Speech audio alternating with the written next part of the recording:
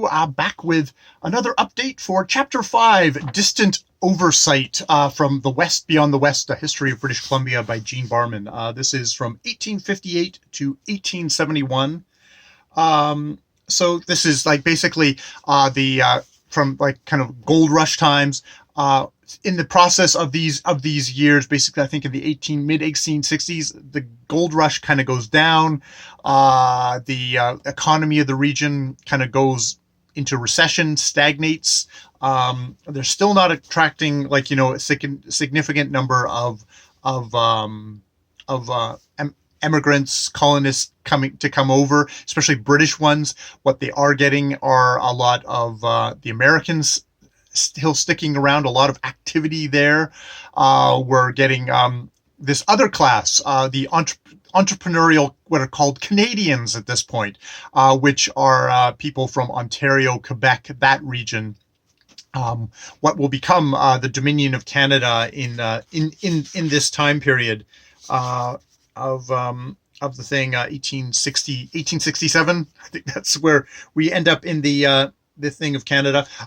We've also got like the American Civil War had been going on down below, and there's a little section here of that voluntary militias were organized because there was a thing called the Pig War, which ended with Canada losing the San Juan Islands to the Americans in arbitration with the German Emperor.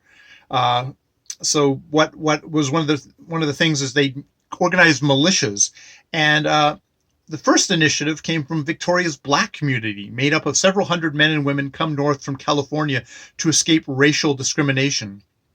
In April 1860, 50 blacks received permission from Douglas to form the Victoria Pioneer Rifle Corps, known popularly as the African Rifles, and other groups, similar groups formed in Victoria, Nanaimo, and New Westminster, spurred on by the outbreak of the American Civil War. So we've got basically kind of Britain at odds with, especially the North, because they were helping the South. So oddly enough, they've come to this British colony for refuge. People who were actually against the South.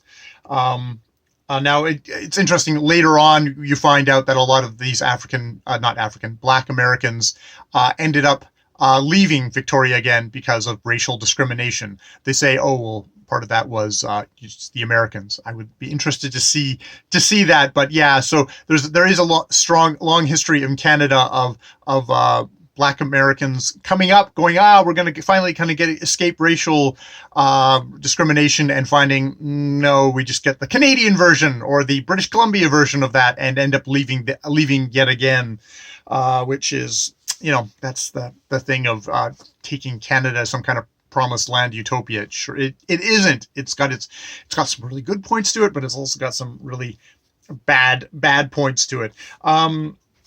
There is, again, it's funny. I live in Victoria, so there's a lot of names that come up.